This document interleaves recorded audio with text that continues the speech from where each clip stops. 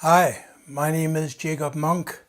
Welcome to a short introduction to the history of the Third World War. First World War, 1914 to 18. Second World War, 1940 to 1945. And Third World War, well, when did it start? I would say it started in 1947. That means 2 years after the end of Second World War. That was the time when the American President Truman, he said that he would help so-called free nations against Soviet Union and against communism. Well, to help free nations against communism, that is the start of the criminal American foreign policy since Second World War. That is to finance terror group, to invade, to bomb, to make illegal coups, to go against democratically elected leaders, and so on and so forth. Also, of course, to have trade sanctions. Everything just to secure that nations all around the globe are connected to USA, into NATO, in a way that they are controlled by Washington. Controlled by Washington. Washington, they think that USA is the supreme nation. It is on another level than other nations. They have exceptionalism as their national ethical value. That means they believe that America has the right to do everything they want if it benefits USA, no matter what happens to other people. One American has more value than 1,000 Vietnamese, 1,000 people in Syria, 1,000 people in Libya, and so on and so forth. That is the ethics of American foreign policy in the Third World War, because the Third World War will not be like the First and the Second World War. First World War, they had trenches, they dug down in trenches to fight against each other, and they stayed in these trenches for a long time, for weeks, for months, just to move forward, maybe 20 meter, 50 meter, 200 meter, then dig some new trenches, and that is the way the war continued. Basically, you spent your time as a soldier in a trench, and once in a while you had to attack the enemy being in another trench, and there your probability of being killed was between 10% and 80%. And sometimes the enemy attacked you, then you had to fight back, and your chances of being killed when you were in a trench was a little below. It was maybe around 20% or something like that. Well, the First World War had its special nature. The Second World War was the war of bombardments. Germany was conquered by bombardment, Allied bombardment. Germany was basically destroyed, and after the destroying of Germany, the Allied soldiers invaded and took control with Germany. Also, Japan was bombed by American bombers, and the whole country, the major cities were destroyed, millions of people killed before the American soldiers invaded the country. And after the Second World War, both sides of the conflict and the new conflict partners were Soviet Union on one side, maybe on the same side China, and on the other side USA and the NATO allied countries. That means we had two parts of this conflict. and they both had atomic weapons. And because of the atomic weapons, the war could not really develop. No one dared to use the atomic weapons against their opponent, because if they did so, the opponent would use his atomic weapon against them, and then in the end the whole world would be destroyed. In the Second World War, if it was a full-scale 100% war, there would be only losers, no winners. And that is why the Third World War has a basically other nature than the First and the Second World War. It is a low-level war. That means we are not using atomic weapons. We are using propaganda. We are jailing the agents of the enemy. We are making small-scale war in different parts of the world, where one or the other part in the big game, they support some groups fighting against the government, or they support a government fighting against some groups. Because this war, this Third World War, as I prefer to call it, between USA and Russia, both of these countries, they have allied. I know that the USA has basically the NATO countries as their agents, their allies. And Soviet Union, now it's called Russia. They have China and the BRICS countries. That means basically India, South Africa and Brazil as their allied. Of course, this is only low-level allied. Allied in a real armed conflict would probably be China and Russia. They are very strong powers, but probably not as strong as USA and their partners. Well, we will probably never know, because the Third World War is a low-level war fought by other agents in other countries. It was fought in Vietnam, where Russia and China supported North Vietnam and the South Vietnamese partisans.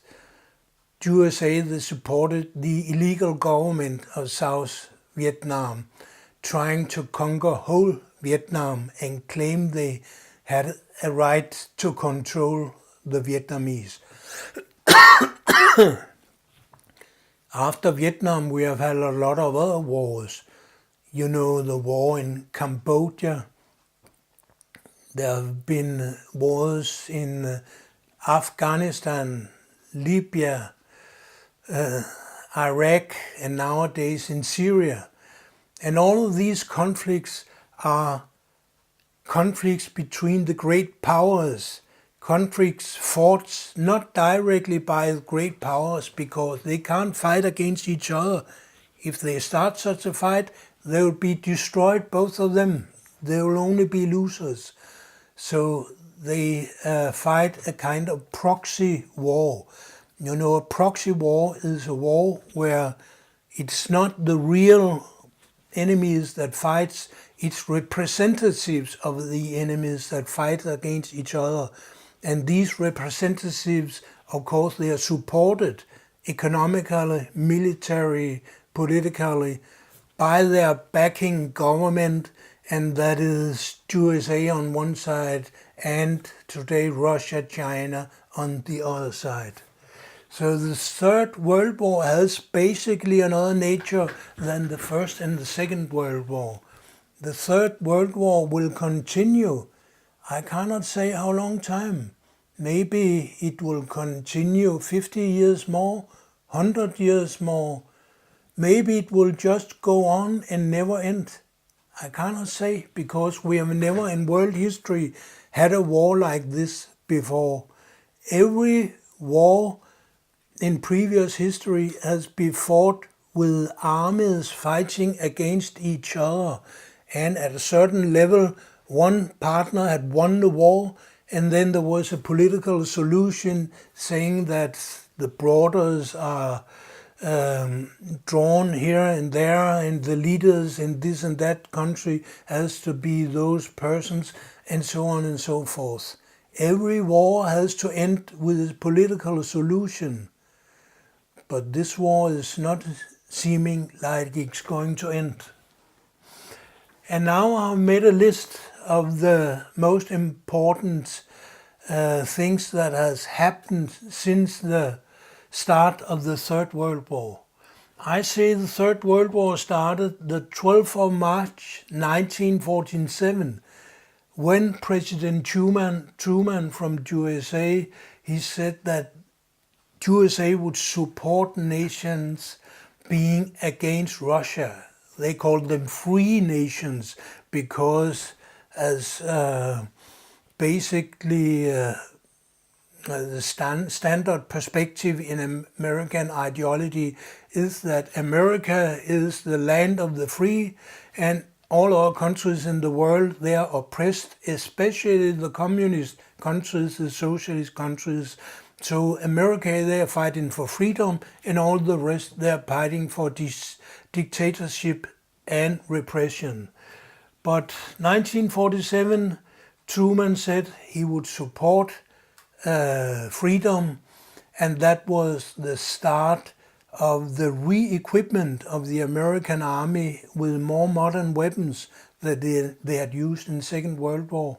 And this re-equipment program has been going on since then. Also now, today, 2016, there are invested millions and billions of dollars in new military technology in USA. And they export their weapons to every kind of criminal gang, criminal government around the world, trying to fight against Russia, no matter if they are elected democratically, if it's a dictatorship, if it's a terrorist group or what it is, it's no problem. Osama bin Laden, he was a right-wing fascist Islamist. Well, he was supported and financed and trained by CIA and the American government. Then Russia drew back from Afghan and the Americans came instead. And now there are other partisans fighting against the government of Afghanistan. That is, the Americans, they have conquered Afghanistan, installed in non-democratic, elected, illegitimate government, and therefore the citizens, they are fighting against it. And of course the Russians don't want to support the Americans, and that is, the war in Afghan will just continue as a part of the global war. Well, back to the 40s. In 1949, NATO, North Atlantic Treaty Organization, an organization of USA and all the countries being military-wise controlled by USA. That is Denmark, Norway, Germany, France, Britain, Italy, Spain, and a lot of other countries. I believe there are 27 NATO countries at the moment. But the number of countries has been changing along the time, just as Third World War has been changing in its nature. This was 1949. In 1953, we had the Korea War, where the Americans and their supported government in South Korea fought against North Korea and China. In 1955, there was a conference of non-allied countries, mostly in Asia, but also in other countries. And they tried to start a non-allied movement. They started to start this movement not being a member of NATO and not being a member of the Warsaw Pact, because the Warsaw Pact was started up just around the same time. I believe it was 1957 the Warsaw Pact was started up as a reaction to the NATO alliance. That means that 8 years after the founding of NATO, the Warsaw Pact, consisting of socialist countries in Eastern Europe. And they had the idea that they wanted to defend themselves against USA. And that means they participated in military exercises, in training. They produced weapons and they supported liberation movement all around the world, fighting against the American-supported non-democratic elected governments. That is in Africa, in Southern America, and in Asia. 1961, we had the non-aligned movement. It was a continuation of what had been happened at the Bandung Conference in 1955. That means a lot of countries, they said, we don't want to be allied to USA, and we don't want to be allied to Russia. We want to be independent. We don't want to mix into this global war, global proxy war between East and West. And now we go to 1962, where the Russians tried to install missiles on Cuba. I don't know if it was atomic equipped missiles or just plain missiles, but they wanted to install them on Cuba, and the Americans did everything to prevent that, and they succeeded. The Russian ships bringing the rockets to Cuba had to stand and turn around and go back to Russia again. This was a big international crisis, being just at the brink of war. It was a highly dangerous crisis that could have ended in a disaster if World War III, that had been going on since 1947, if it just changed its nature from being a political, low-level military war to a hot and atomic war. Well, when one power has fired one atomic missile against a city in the other power, then there will come a payback and everything will change, because it will be a full-scale atomic war, and no part, not Russia, not America, are able to prevent the atomic-equipped rockets to hit their cities, and the consequence will be atomic night. It will take around between 15 and 40 years. That means there won't be any sun in this world for maybe 30 years. That means there won't be any oxygen. We can't grow anything in agriculture, and all human beings will die. The only thing that can survive an atomic night taking 20, 30 years, it is very primitive one-cell organisms living at the bottom of the sea.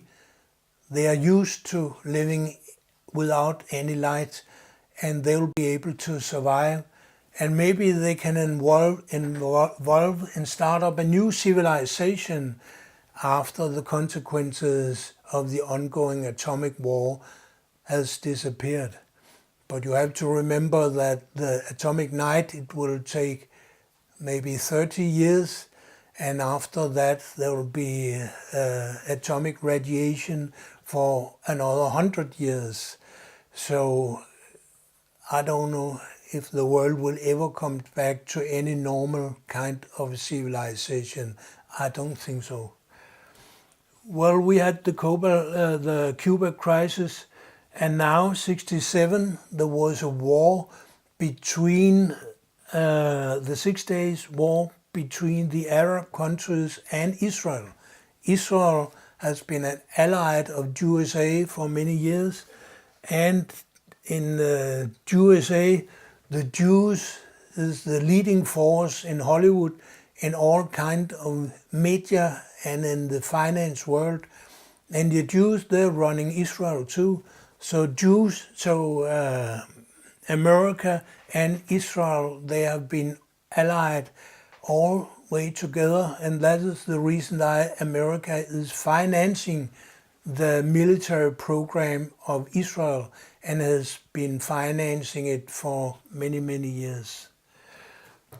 Well, now we come to year 2001, 9/11, when some machines, they flew into the World Trade Center and started up what George Bush, the American president, called the War on Terror.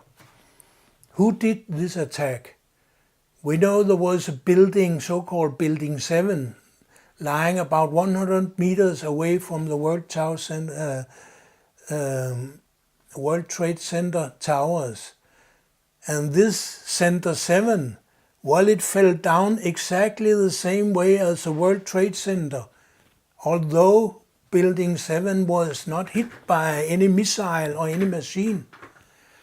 That is the proof, the definitive proof, that you don't need a machine to bring a tower down.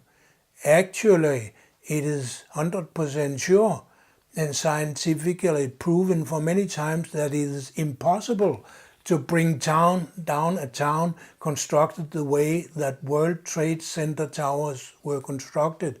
It's impossible to bring it down by a civil airplane flying into it.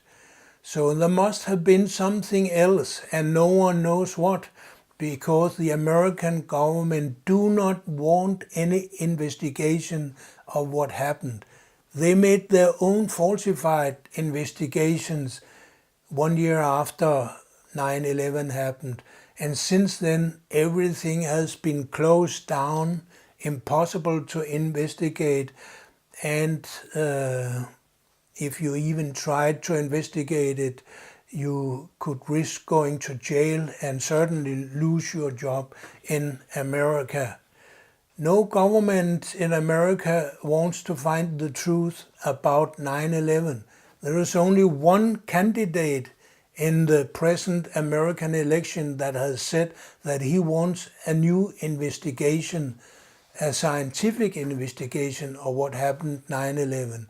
And this is a candidate, very, very small candidate from the Republican Party. And this man has absolutely no chance of being president. So I'm afraid we will never get the truth about 9/11. But we know it can't be the airplanes, because everything you hear in American propaganda about what happened there, it is purely lie. It's impossible for the oil of airplanes to reach such a temperature that steel inside a building will melt down. Can't be done. It's physically impossible. It's physically impossible that building number 7 could draw down from a hit on two towers being 100 meters away. That's totally impossible, can't be done. And a lot of other things, they are totally impossible.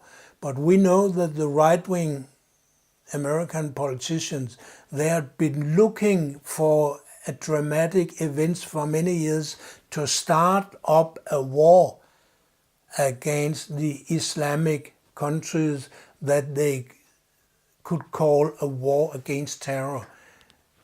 And although the American government claimed that the terrorists from 9/11, they came from Saudi Arabia, well, George Bush, he started a war against Afghanistan and against Iraq, and later on against Libya, and nowadays against Syria. I have to mention two other things in 2014, America, they financed a coup, a fascist coup in Ukraine. In Ukraine is today a fascist country. Before 2014, it was a democratic country. Today, the political leaders of Ukraine, they are Nazi people being supporters of Stefan Bandera, an ally of Adolf Hitler, a Nazi from Second World War.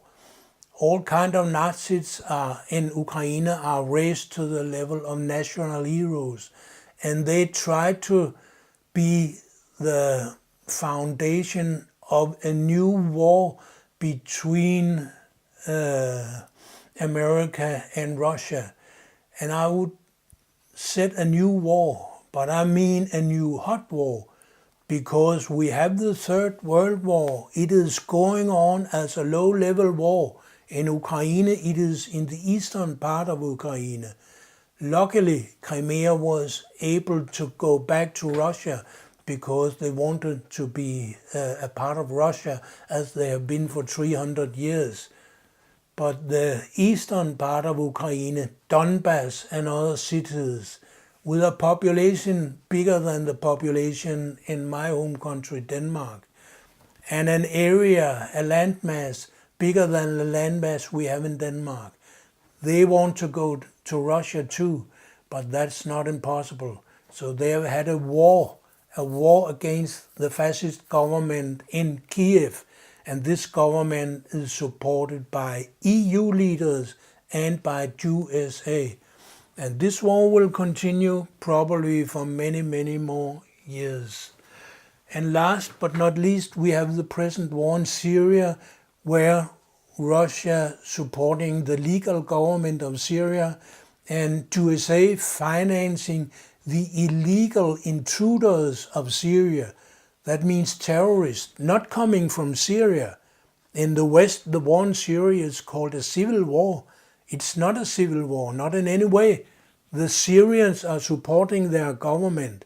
The so-called terrorists, the uprising, Al-Nusra Front, ISIL, ISIS, and what they are called, all these illegal fighting forces, well, they come from other countries. They come from Germany, from Sweden, from Saudi Arabia, from USA, from Turkey, from many other countries. They do not come from Syria. And the NATO countries, including Denmark, having soldiers and airplanes in Syria, they are fighting illegal. They are committing war crimes. The soldiers being decorated when they come home to Europe, well, they should be put in jail because they are decorated for committing war crimes in Syria. They do not have the right even to be in Syria. They have not been invited to Syria. The Russians have been invited to protect the legal government and the democracy in Syria, but not the NATO countries, not UK, not USA, not Denmark. So this is the last and the present way where the Third World War between East and West is going on. It is a hot war with 400,000 people being killed or disabled until now. It will probably be more. So it's an awful situation the Syrian people have, but they just do have to fight because the alternative is occupation by ISIL. And that means everyone being not a fundamentalist Muslim will be executed, will be beheaded. They do not want that. They want to fight for their life, of course. And that's why we have to say thank you to Russia, because Russia is supporting the Syrians. Also China, they started up supporting Syrians. So in Syria and in Ukraine, that is the places where the Third World War is going on at the moment. What will be the future? I don't know. But the Third World War has been going on from 1957 1947 up until now. Well, how long the Third World War has been going on from 1947 until now. And what is the future? I don't know. Probably the Third World War will continue as a low-level war.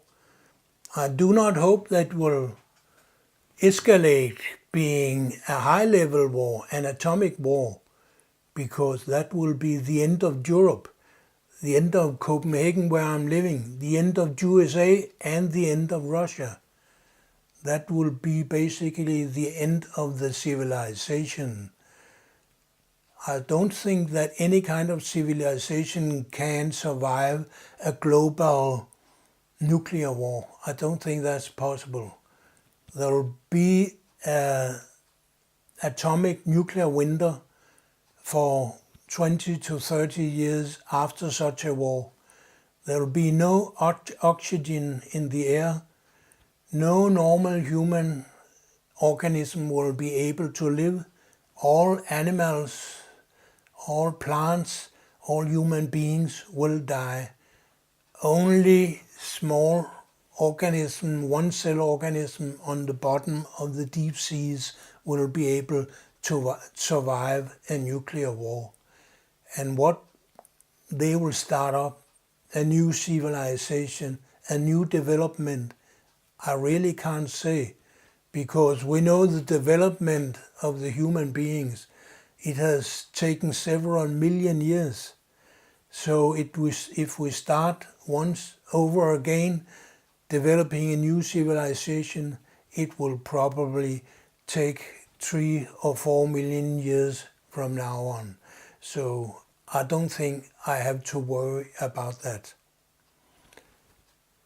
Let's remember here at the end that it is impossible for you and me to do something to prevent the Third World War. What happens is the result of the doings of human beings like you and me. Although we are small people in a big system, what happens is the result of many small actors, small human beings, their will, their doings, their statements and everything. So you have an influence. I have an influence. Everyone has an influence. And I hope you'll use the influence to prevent that the Third World War is escalating into a global hot war. I would like the resources being used at the moment for military equipment.